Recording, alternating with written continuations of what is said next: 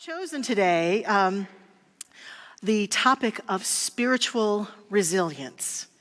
And part of the reason that I chose this is because for those of you who know me and have known the trajectory of my life in recent years, there's been a lot of adversity. There was a time period where I thought I could open my own land called Adversity Land, and people could come take rides with me on Adversity Land. Many people did actually came to Adversity Land with me because there's been a lot of challenges that have happened in my life. And today in particular is a milestone anniversary of a very challenging event that happened in my life and in my husband's life. On September 10th, 3 years ago, this evening, we lost one of our closest friends who died suddenly.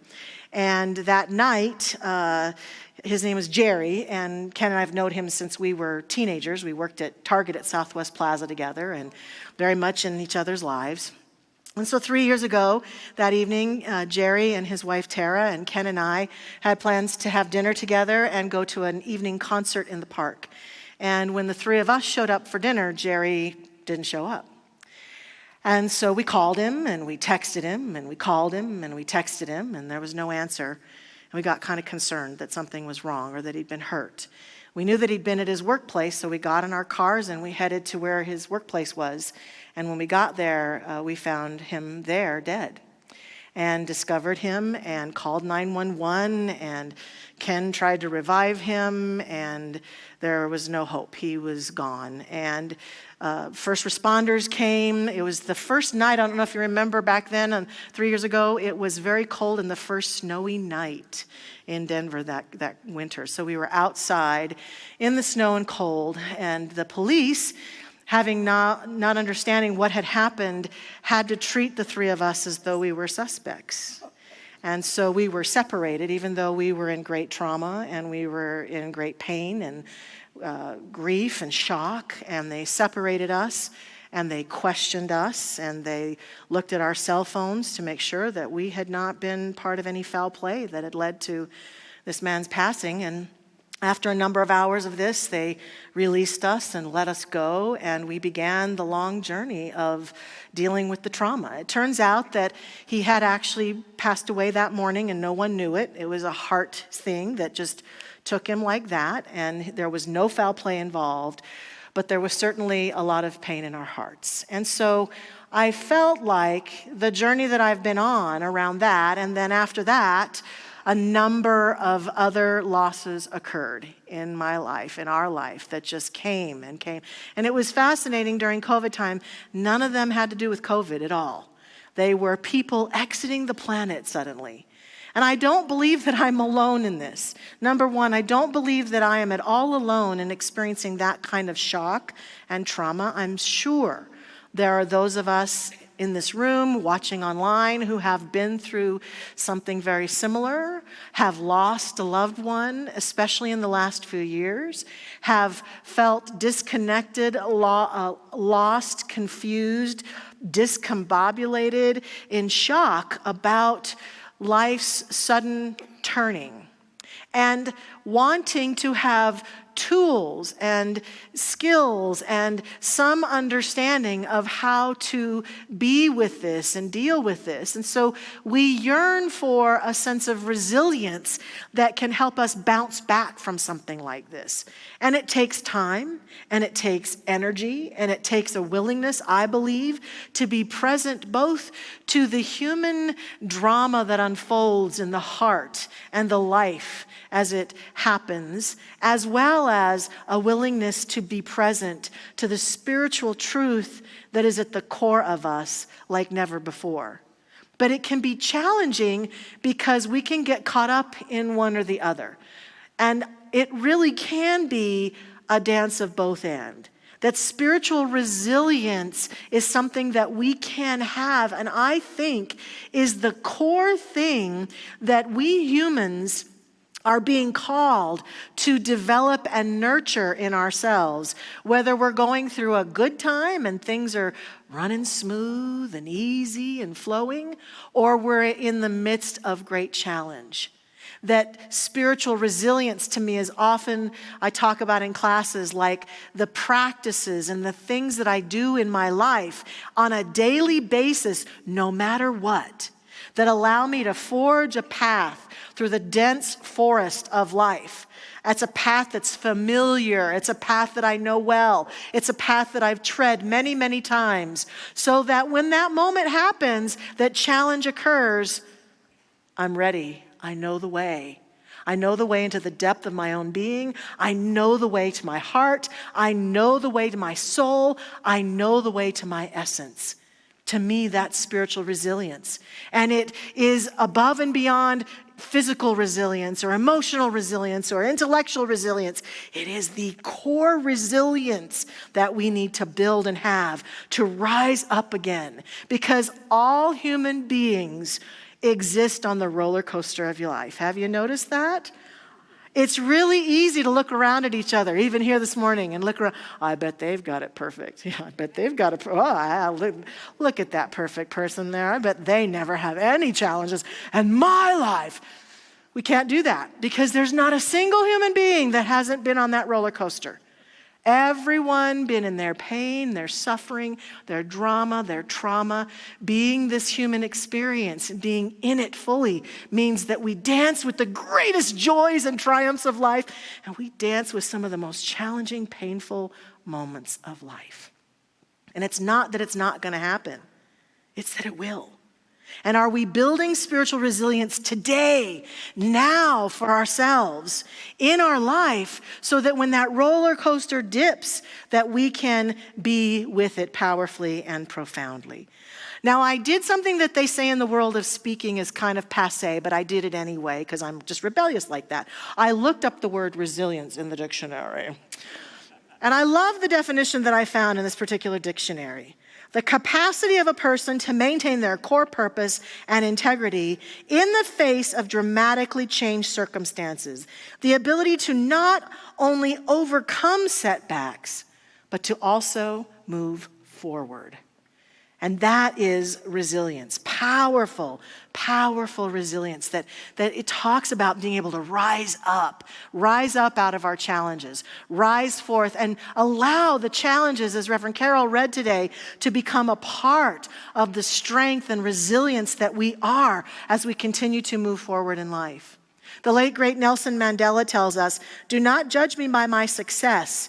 Judge me by how many times I fell down and got back up again." That, to me, would be a new marker, because sometimes what happens is we get knocked down and we feel as though something's wrong with us. Today, I want to encourage us to practice ongoing spiritual resilience. And I think it takes courage to do that. It takes courage to do that any point in our life, when we're in a challenge and when we're not. It takes courage to be someone who is that spiritual, who is that committed to their own spiritual life and their own spiritual path and their own walk in spirit and as spirit. It takes courage because the world, I don't know if you've noticed, can be very distracting. And so it can distract us from our spiritual path. And so there are 3 courages that I encourage us to consider today as we're doing this. First of all, the courage to face our God. The courage to face our God. Ernest Holmes, the founder of our teaching, says, "The individual who has the most power is the one who has the greatest realization of the divine presence, and to whom this means the most as an active principle of their life. We all need more backbone and less wishbone. There is something which waits only our recognition to spring into being, bringing with it all the power in the universe." Powerful, powerful, powerful words. And so what I notice is that, first of all, the courage to face our God, to me, means that spiritual resilience is about an ongoing relationship with what we believe God to be.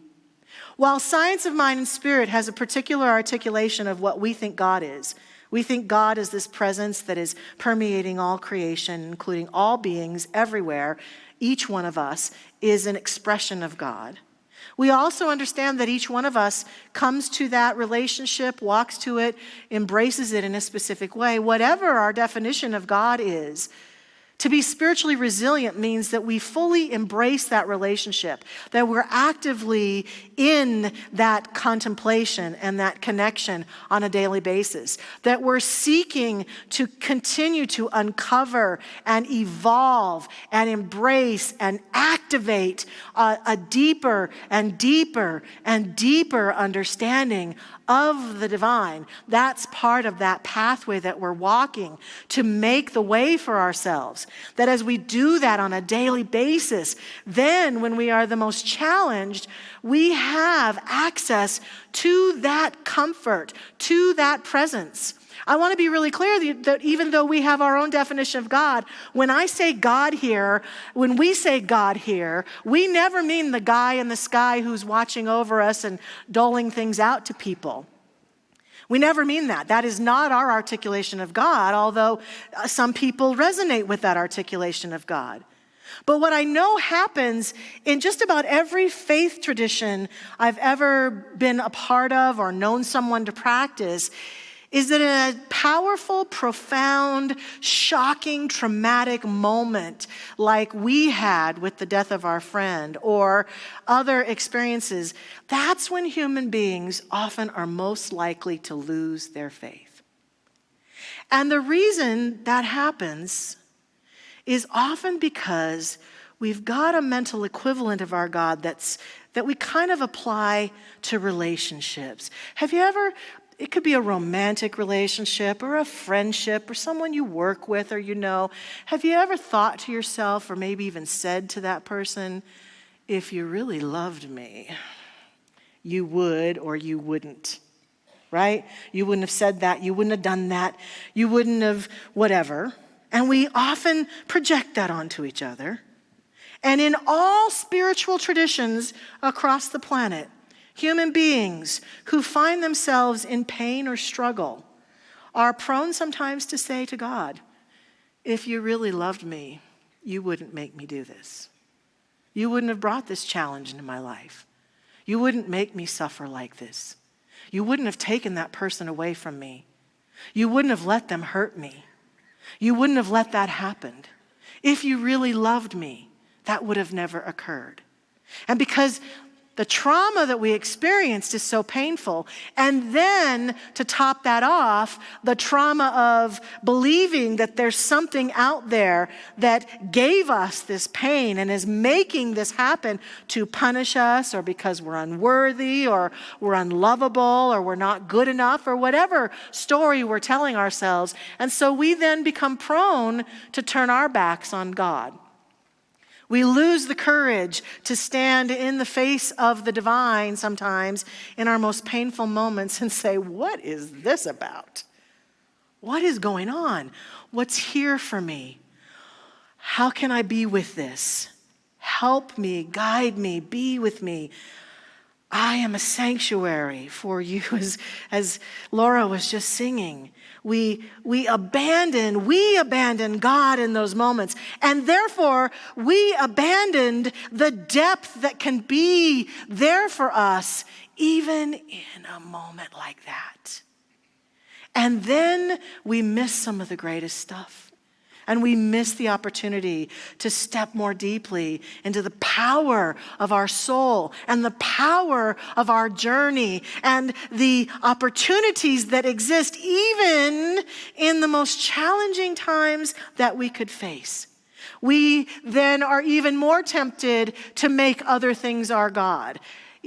We're tempted to make pain our God, or grief our God, or the conditions our God, which we're already tempted to do, but when we are in pain or suffering and we are turning away from the divine, those temptations rise even more.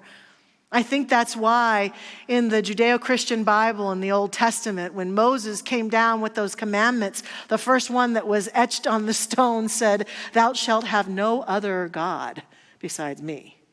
Not because that God was some egotistical guy that needed to be worshiped, but because the first thing we are invited as spiritual beings who walk this planet and are on that roller coaster of life, the first law, the first call is to say, don't forget to walk with the divine at all times. Not just when it's good. Don't forget to be with God and allow that presence to support and uplift and fortify and be there with us. We forget the essence of who we are often in the midst of these moments. And so when we are willing to take them on and to face our God, even in our greatest darkness, there's a deeper opportunity that becomes available to us. And that's what I have found and discovered in these recent years.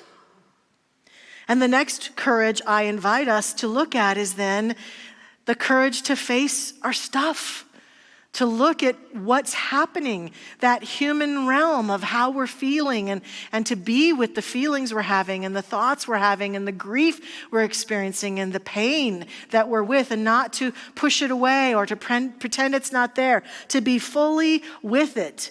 Clementine von Radix, in her book Broken, says, "We are all more than the worst thing that has ever happened to us. All of us need to stop apologizing for having been to hell and come back breathing." Yeah. Every human being, as I said before, has been through those dips, has experienced that experience we might call hell. And every human life, I call it from myself, I've used this example a lot, it's like the weather. The sun on our planet is always shining.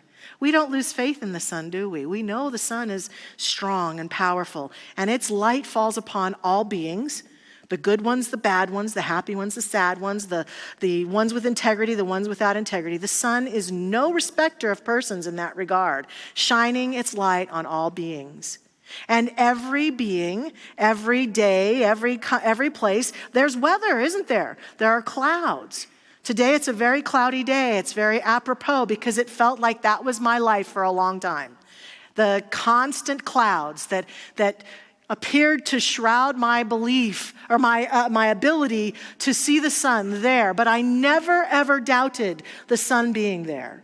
And if we can see our life much like this, there will be times when the weather gets pretty bleak in your life. And there might be some lightning and some thunder, even some hail damage that goes on and all sorts of things like that.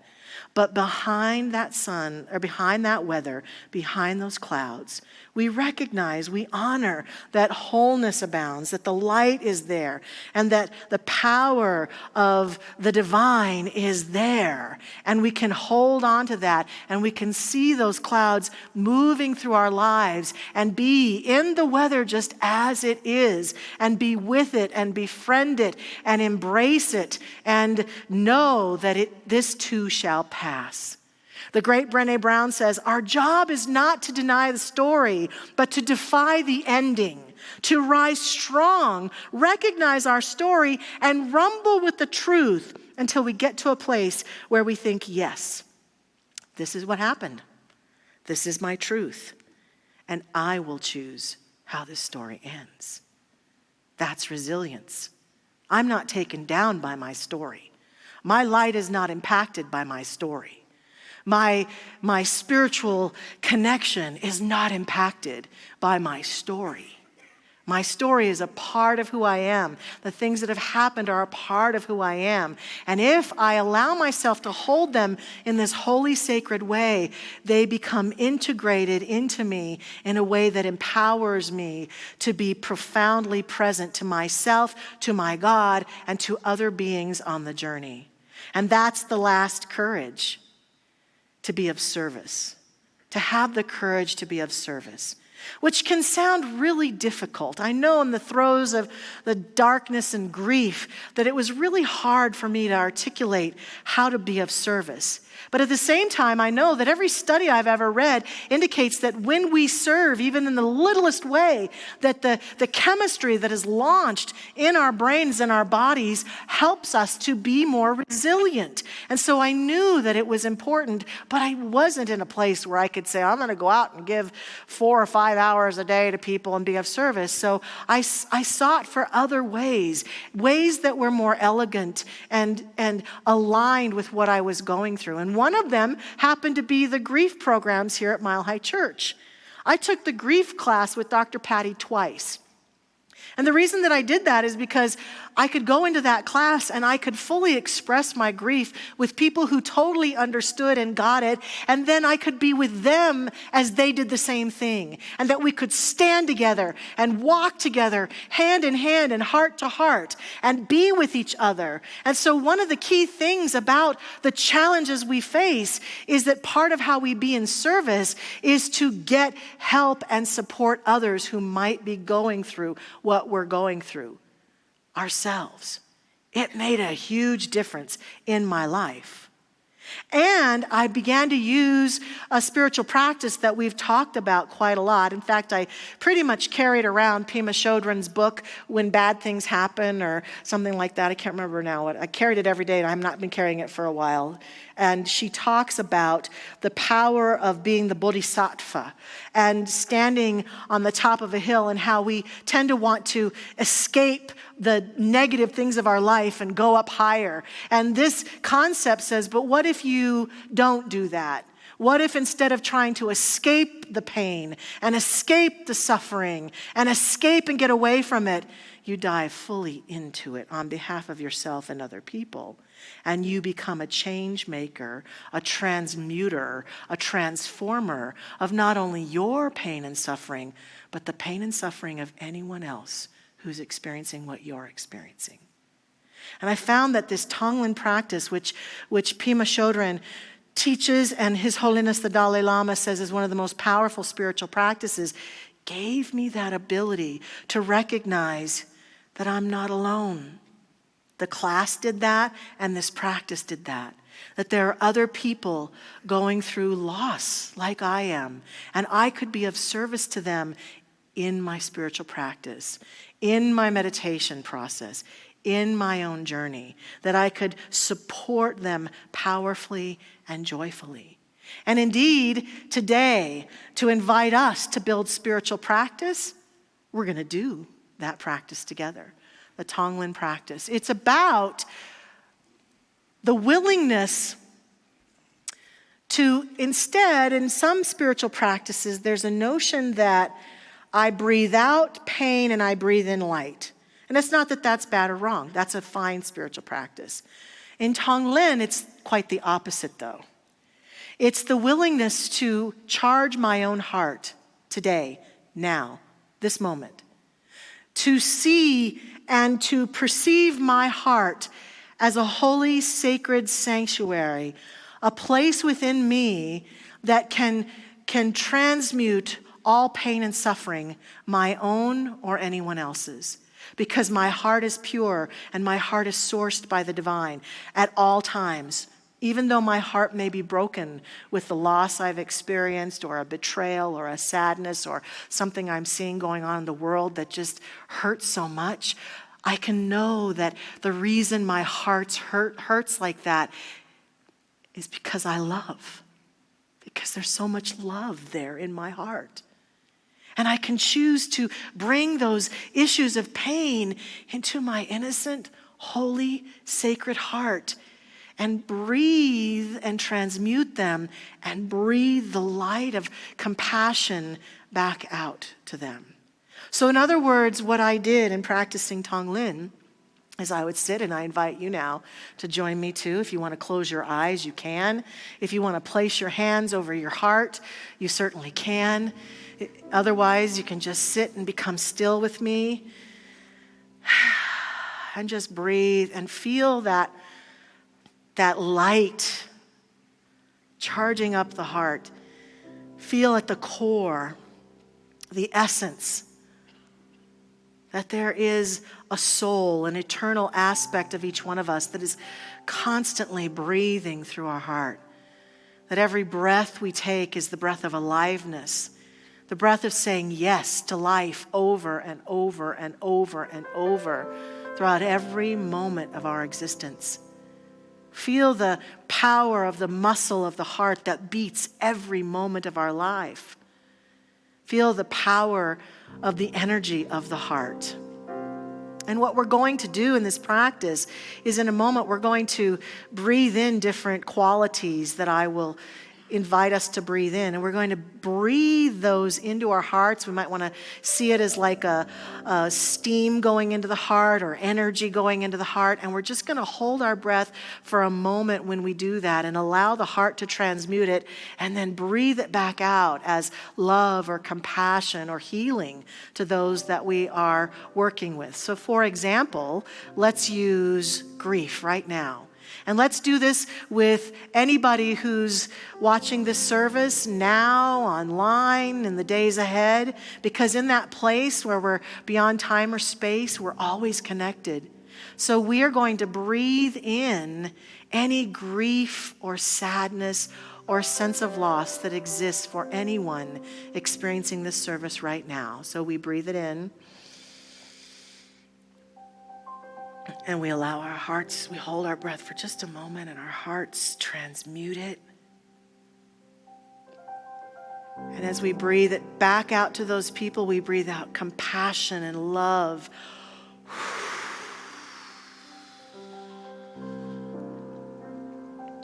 We breathe in anyone who feels lonely, disconnected, disenfranchised. We breathe in that energy together now. And we allow our heart to transmute it and shift it into connection and love and compassion. And we breathe it out to them. And if any of these issues are issues that you can feel are in your heart, just feel as we breathe out together if there isn't a sense of relief and connection.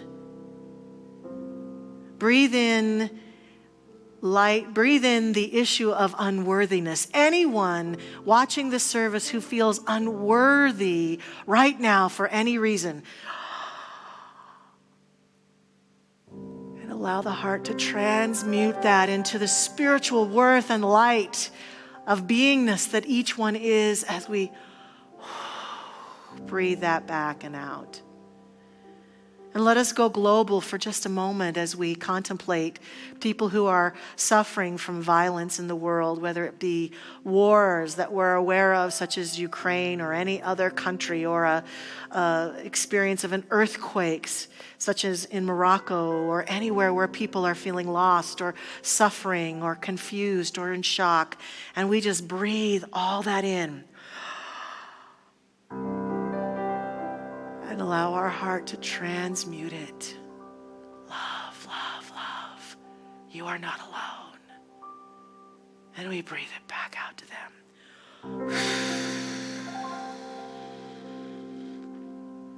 And we give thanks for the remembering of this beautiful practice that we can continue anytime. Especially as we are going through our personal challenges, we can recognize that we are not alone. That today in this moment, as I experience confusion or a lack of connection or a desire for guidance or a health challenge, let's breathe in anyone who is experiencing a health challenge right now. And see healing and wholeness abound in the heart. The heart is whole. Life is whole. Wholeness is the truth of us. Let's breathe that out.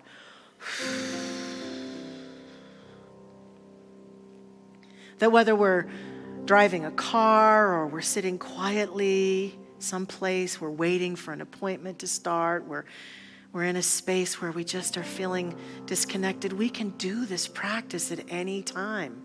That this practice is transformative, and that I invite each one of us to feel if doing it makes us feel a little more uplifted even in this moment, a little more connected, a little more alive. The mere breathing does that alone. The oxygen oxygenates the body, but the energy of it also helps us to feel a deeper sense of connectedness. This is spiritual resilience, having its way with us. And then the joy of knowing that we might have contributed love and light to someone in this space this day, to someone watching this service. That our energy of oneness may have supported and uplifted another one here today. Oh, what a joy it is to know that. For we can't know every detail going on in each person's life consciously, but we can know the truth that lives below the surface of any condition, any life, anywhere, and that is that God is, life is, love is, healing and wholeness is. This is the truth, right here and now. I proclaim it, I accept it, I breathe it in, I breathe it out. I know it and own it. And I know with great gratitude that this truth that I've spoken, that we've embraced this day, is now met by that beautiful law that makes it so. And this prayer, this practice is released into that law to do its good work. That each one of us is uplifted, made more alive, more connected, and more spiritually resilient as we leave this place this day, walking into our lives, facing our God, facing our stuff, and doing good work. Thank you, life. We let this go, we let it be, and so it is. Amen.